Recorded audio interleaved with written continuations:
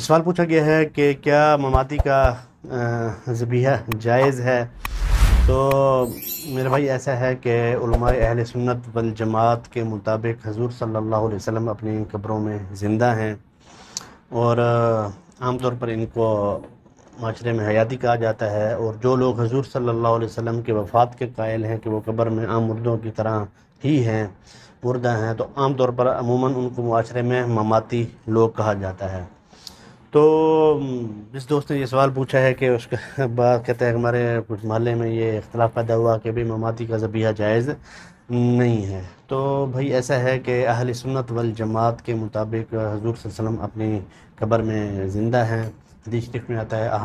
الانبیاء احیاء فی قبورہم یصلون، کہ انبیاء اپنی قبروں میں زندہ ہیں اور وہ نماز پڑھتے ہیں۔ تو یہ تو ہے ان کا عقیدہ، لیکن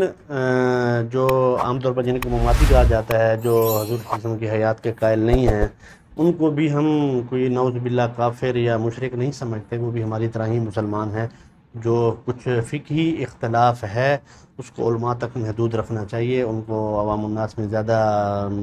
شرپسندی کے لیے بالکل بھی استعمال نہیں کرنا چاہیے، اور ان کا ذبیحہ بھی بالکل جائز ہے، حلال ہے، آپ ان کے ساتھ دوستانہ تعلقات سب کچھ رکھ سکتے ہیں، کوئی مسئلہ نہیں ہے۔ اور کوشش کرنی چاہیے کہ یہ فتنہ فساد والی چیزوں سے اپنے آپ کو